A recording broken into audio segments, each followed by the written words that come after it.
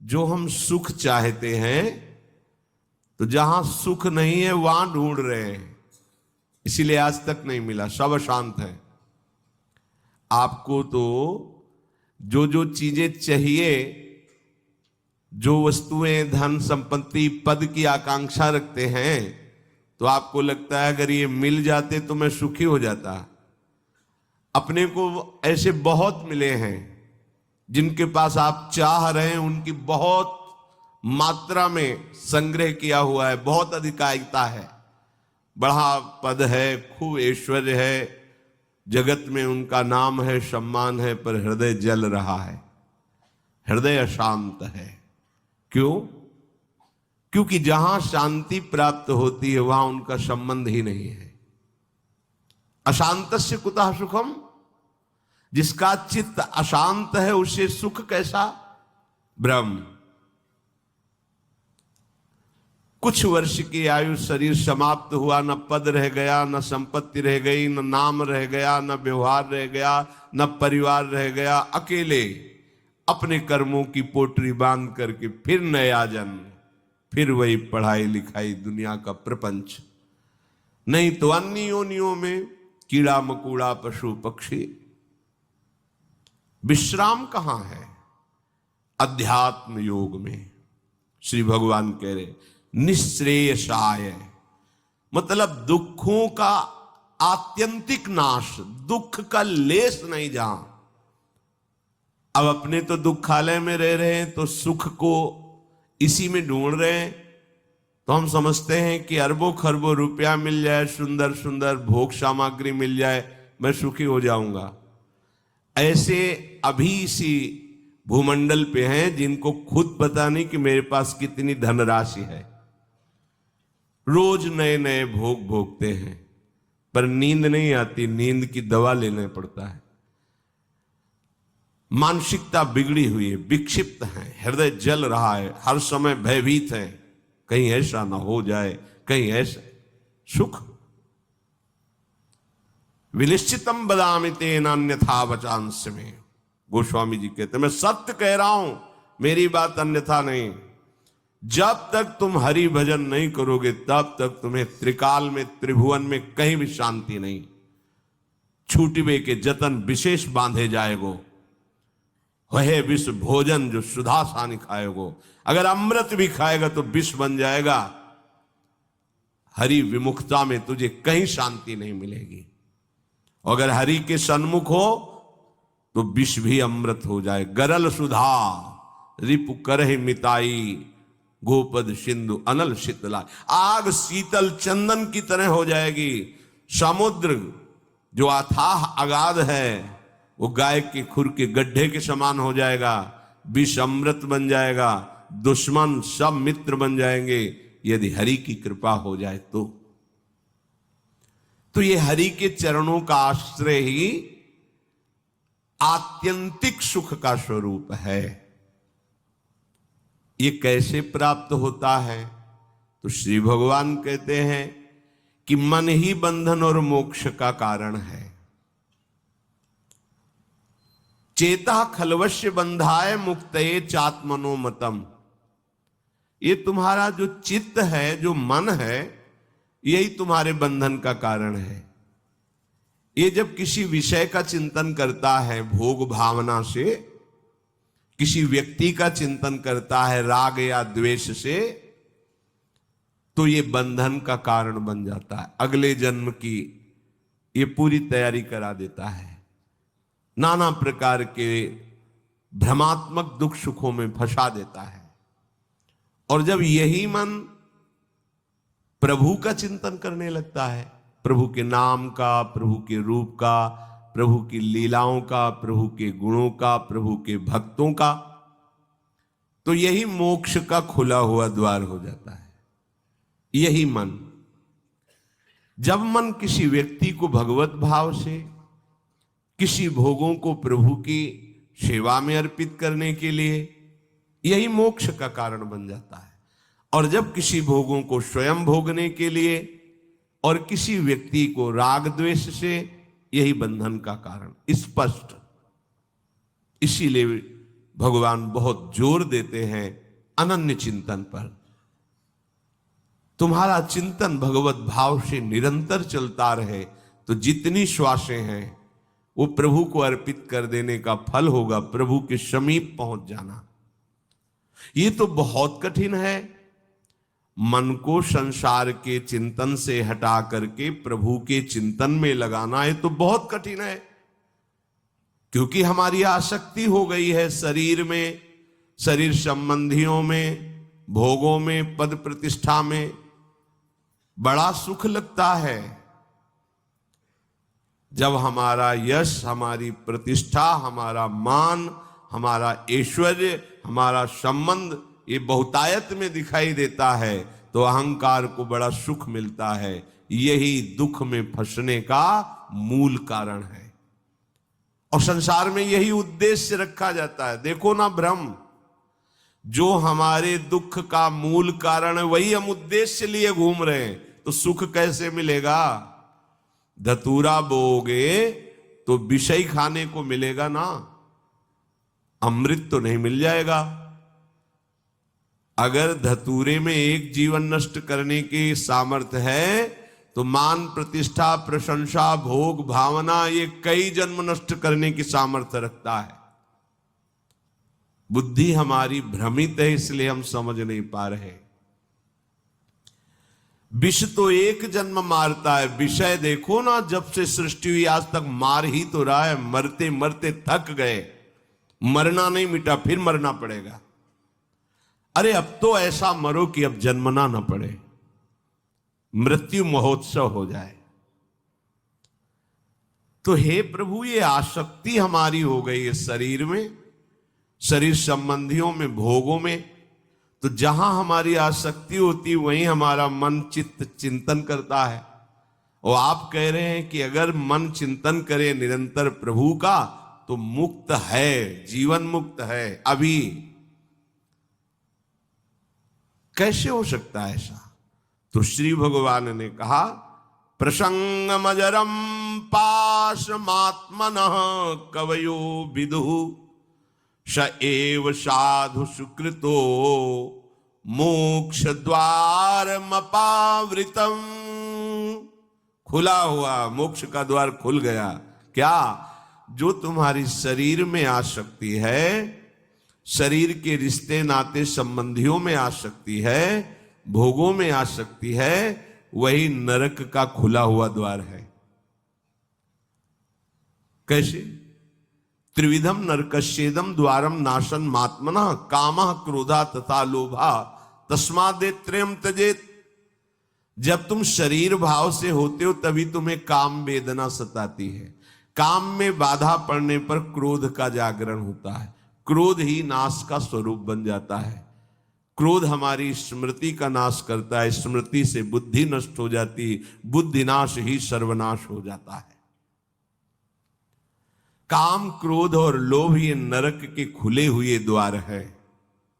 अगर यही आसक्ति प्रभु के प्रेमी महात्मा के चरणों में हो जाए तो कह रहे हैं मोक्ष द्वारम अपावृतम, खुल गया मोक्ष का द्वार। अब बस केवल प्रवेश करना है, अर्थात उनकी आज्ञा का पालन करना है। जो आसक्ति शरीर में, भोगों में, संबंधियों में है, यदि वो श्री भगवान के प्रेमी महात्मा सदगुरुदेव के चरणों में हो जाए तो मोक्ष का खुला हुआ द्वार है। अजात शत्रुभा, अगर एक भी व्यक्ति के प्रति शत्रु भाव रहेगा तो यहां लौट के आना पड़ेगा। एक भी व्यक्ति से आसक्ति हो गई तो लौट के आना पड़ेगा। मृग के बच्चे से हुई मृग बन गए, पुरंजनी से हुई पुरंजनी बन गए। हमारी ऐसी भगवत भावना बढ़े कि पूरी सृष्टि में कोई एक भी शत्रु ना हो। जो तुमसे द्वेष करे उसको प्रणाम करो। यदि भगवत प्राप्ति के मार्ग में बढ़ रहे हो, जो तुमसे ना बोले उससे तुम कभी भी रूठो मत। सामने पड़े तो राधे राधे श्री हरिवंश। कभी ऐसा नहीं कि ये तो दुष्ट है मैं गाली देता, नहीं नहीं, हमारा प्रभु ही हमारे हृदय को मजबूत करने के लिए ऐसा स्वांग रच रहा है। सच्ची मानना, भगवान अपने भक्त को समर्थ बनाने के लिए लीला करते हैं। वही है, कोई दुष्ट नहीं है। किसकी सामर्थ्य है कि प्रभु के पार्षद को गाली दे दे, प्रभु के पार्षद को पीट दे, प्रभु के पार्षद की अवहेलना कर दे? ये भगवान इसीलिए करवाते हैं कि तुम समर्थ बनो, द्वंद्वों को परास्त करो, ना कि द्वंद्वों से परास्त हो जाओ। तुम मेरे सेवक कहलाकर द्वंद्वों से परास्त हो जाओगे तो ठीक नहीं है। ए भगवान का भक्त, जरा सी बात में देखो विकल हो नहीं। कोई भी भगवान का प्रेमी महात्मा ऐसा चरित्र नहीं पाया गया कि कभी किसी भी परिस्थिति में व्यथित हो गया है। नहीं, यम ही न व्यथ्यन्ते ते पुरुषम पुरुषर्षभ सम दुखा सुखाधीरम स्वमृतत्वाय कल्पते। जो सुख दुख में समान किसी भी परिस्थिति में हृदय व्यथित नहीं हुआ, हर समय राधा राधा राधा परम पद उसके चरणों में लौटता है, वही परम पद का अधिकारी है। अजात शत्रवहा, तुम्हारा कोई एक भी शत्रु नहीं होना चाहिए, क्योंकि भगवान कहते संतों का एक भी शत्रु नहीं होता। अपना मन ही शत्रु है, कोई और बाहर शत्रु नहीं। जब तक आप अपने मन को प्रभु के चरणों में नहीं लगाते, तब तक ये जाल फैलाता रहता है। एक को मित्र बनाएगा, एक को शत्रु बना लेगा, एक में राग कर लेगा, एक में द्वेष कर लेगा और हमारे नए जन्म की व्यवस्था कर देगा। ये मन ही हमारा शत्रु है जब तक वश में नहीं होता। ये मन ही हमारी दुर्गति का कारण है जब तक ये प्रभु में नहीं लगता। प्रभु में लग जाए, वश में हो जाए तो इससे बड़ा कोई मित्र नहीं। मन ही श्री कृष्णाकार होकर भगवत साक्षात्कार करा देता है। अजात शत्रवः, कोई भी एक हमारे द्वेष का पात्र न हो। अद्वेष्टा सर्वभूतानाम, समस्त भूतों में द्वेष रहित, दोष बुद्धि रहित हमारे हृदय की स्थिति होनी चाहिए, क्योंकि संतों की ऐसी होती है। शांताहा, किसी भी परिस्थिति में कोई तुम्हें अशांत न कर पावे, ना अंदर की वृत्ति ना बाहर का व्यक्ति। ऐसी शांति तभी मिलेगी जब चित्त प्रियाजू के चरणों के चिंतन में होगा, उनके नाम के चिंतन में होगा, क्योंकि भगवत प्रेमी महात्मा शांत रहते हैं। शांताहा साधवा साधुभूषण, आप राग द्वेष में विचरेंगे, निंदा स्तुति करेंगे, मान अपमान में सुखी दुखी होंगे तो अनन्य भक्ति कब धारण करेंगे? अपने को केवल लक्ष्य पर दृष्टि रखनी है। वही सच्चा निशानेबाज है जो केवल लक्ष्य पर दृष्टि रखता है। द्रोणाचार्य जी ने कौरवों पांडवों को धनुर्विद्या की शिक्षा दी। परीक्षा के लिए एक वृक्ष में चिड़िया टांगी और कहा इसकी आंख पर निशाना लगाना है। जो धनुष उठाता और तीर संधान करता, पूछते क्या दिखाई दे रहा है? बोले वृक्ष, डाल, चिड़िया। बोले रख दो धनुष। साफ। युधिष्ठिर जी से भी पूछा तो उन्होंने कहा चिड़िया दिखाई दे रही है, फिर आंख दिखाई, रख दो। अर्जुन से कहा क्या दिखाई दे रहा है? बोले गुरुदेव केवल आंख। बोले वेद दे। बस लक्ष्य दिखाई देना चाहिए, तो कुछ भी आपको, कोई भी आपको, कहीं भी आपको परास्त नहीं कर सकता। लक्ष्य श्यामा श्याम, श्यामा श्याम का स्मरण कोई परास्त नहीं कर सकता।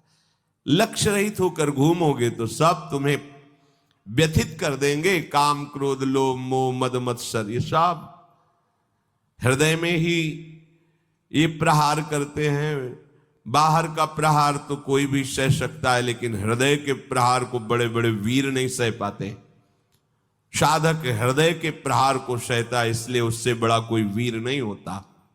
सबसे बड़ा सुभट साधु होता है जो काम क्रोध आदि की वार को हंसते हुए सहकर भगवान की तरफ बढ़ता है। जो विश्व में विश्व विजेता धनुर्विद्या के प्रकांड ज्ञानी, युद्ध क्षेत्र में सदैव विजय प्राप्त करने वाले रहे, वो भी घुटने टेक दिए काम क्रोध के आगे। लेकिन साधु अहंकार रहित होकर पूरे जीवन इनसे युद्ध करता हुआ आगे बढ़ जाता है। इसीलिए सा जयति जयति जग उच्चरे, पूरा संसार ब्रह्मा जी तक उसे नमस्कार करते हैं। ये विजय तभी हो सकती जब लक्ष्य चिंतन में रहे। श्यामा श्याम मयि अनन्येन भावेन भक्तिम कुर्वन्ति ये दृढ़ाम, अनन्य भाव अपने प्यारी जू के चरणों में। दृढ़ाम, कोई भी परिस्थिति या कोई भी प्रलोभन हमें हमारी श्री जी से हटा ना सके, इसे दृढ़ाम कहते हैं। दृढ़, प्राण ही तो जाएंगे, बहुत बार गए हैं, बहुत बार मरा हूं, अब एक बार श्री जी के लिए प्राण समर्पित करता हूं। चाहे जितना भयानक कष्ट दिया जाए, अपनी प्यारी जू से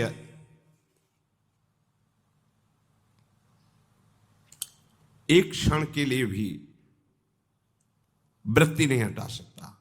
और चाहे जितना प्रलोभन दिया जाए, यश कीर्ति सम्मान प्रतिष्ठा जय जयकार, एक क्षण के लिए भी प्यारी जू से चित्तवृत्ति नहीं हटे, इसे कहते दृढ़ाम।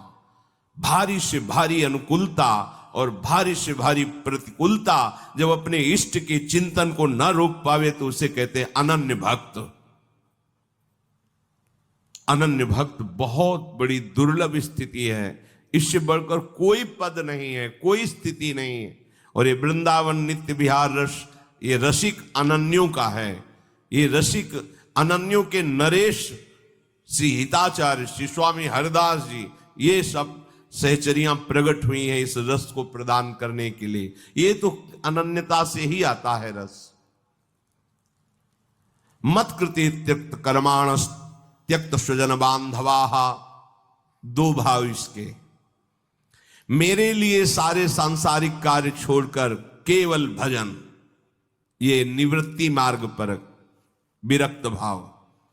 और जो भी कर्म कर रहे हैं वो प्रभु को समर्पित करना, ये गृहस्थ प्रवृत्ति मार्ग पर, दोनों को ये करना होगा। मत कृते त्यक्त कर्माणस, मेरे लिए सारे कर्म समर्पित करना, ये गृहस्थ। और मेरे लिए सारे संसार के कर्म छोड़कर एकमात्र केवल प्रियालाल संबंधी चेष्टाएं, ये है विरक्त। नींद खुलने से लेकर सुषुप्ति गाढ़ नींद तक, चेतना से लेकर मृत्यु तक प्रियालाल के सिवा कोई कार्य नहीं करना। अपने शरीर के पोषण का भी कार्य नहीं करना। हमारे शरीर का भरण पोषण प्रियालाल से होगा। हमें जगने से लेकर सोने तक, जीने से लेकर मरने तक केवल प्रियालाल के ही संबंध के कार्य करने, अन्यथा नहीं। ना अपने तन ढकने के लिए, ना अपने शरीर पोषण के लिए, ना अपनी शरीर व्यवस्था के लिए। ये आराध्य देव का भार है, वो देखेंगे क्या पहनाना है, कैसे बैठालना है, कहां रखना है, कैसे चलाना है, इसकी चिंता नहीं। पोषण भरण न चिंत कराही, श्री हरिवंश विभव विलसाई, श्री वृंदावन की माधुरी।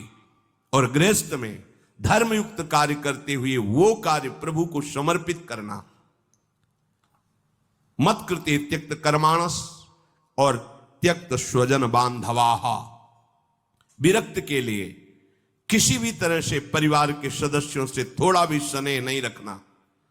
अगर है तो केवल प्रियालाल के लिए है, प्रियालाल के संबंध के लिए है, प्रियालाल की प्रसन्नता के लिए है। हम घर में रहते हैं, पत्नी पुत्र परिवार आदि के लिए व्यापार नौकरी करते हैं, उनको सुख पहुंचाते हैं। इसका फल हो कि प्रियालाल प्रसन्न हो जाएं, क्योंकि हमें ड्यूटी दी, हमें सेवा दी कि इतने परिवार का पोषण तुम करो, पर वो हम कर रहे हैं प्रियालाल के लिए, हो गया।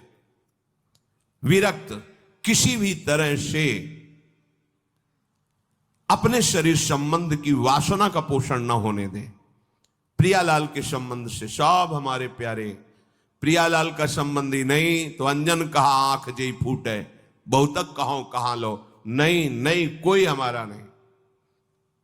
भगवान कह रहे मेरे लिए अपने स्वजन संबंधियों का त्याग कर दिया। त्यक्त स्वजन बांधवाहा, गोपीजनों से प्रभु द्रवित होकर के कह रहे हैं, जो बड़े बड़े योगी जन जिन बेड़ियों को नहीं तोड़ पाते, उन स्नेह की बेड़ियों को तोड़कर तुमने हमसे प्रेम किया, इसलिए मैं तुम्हारा जन्म जन्म ऋणी। भगवान कह रहे मैं ऋणी तुम्हारा। केवल प्रभु से प्रेम करने के कारण ही हनुमान जी महाराज से भगवान श्री राम कह रहे हैं, प्रति उपकार करो का तोरा, सन्मुख हो न सकत मन मोरा। अय वत्स, तुमने जो समर्पण करके हमारे प्रति अनन्य भाव प्रकट किया है, इसके बदले में मैं तुम्हें क्या दे सकता हूं? सकुच के कारण मेरा मन सन्मुख नहीं हो रहा। प्रभु कह रहे, तुम संतात उरिन मैं नाही। ओहो, अखिल लोकों का दाता बोल रहा है, तुम संतात उरिन। ये अनन्य भक्त के लिए शब्द है, दूसरों के लिए नहीं। भगवान जब अहेतुकी कृपा करते हैं तब ऐसी भक्ति जागृत होती है, भक्तों के संग के प्रभाव। त्यक्त स्वजन बांधवाहा, ये ना तुम्हारे थे न है न रहेंगे। श्रुत बनिता आदि जान स्वार्थ रत ना करुणे सभीते, अंत ही तो ही तजेंगे पामर तू न तज। तुझे समझ में नहीं आ रहा? अरे जिंदगी में लाखों का मेला जुड़ा, हंसा जब जब उड़ा तो अकेला उड़ा, कोई तेरे साथ नहीं होगा। तेरा सच्चा साथी हरि तेरे साथ होगा, पर उस साथी से तो तुमने कभी प्यार ही नहीं किया, कभी उसको सुमिरन ही नहीं किया, तो फिर भोगना पड़ेगा। बहुत बड़ा प्रपंच है ये माया का। त्यक्त स्वजन बांधवाहा, चाहे गृहस्थ में हो चाहे विरक्त में हो। गृहस्थ में हो तो वो प्रभु के जन है, उनकी सेवा का फल प्रभु की प्रसन्नता। विरक्त में हो बिल्कुल किसी तरह से कोई संबंध नहीं, केवल प्रियालाल के संबंध से ही संबंध है। नाते नेह राम के मनियत, सुहद सुसेव्य जहालो।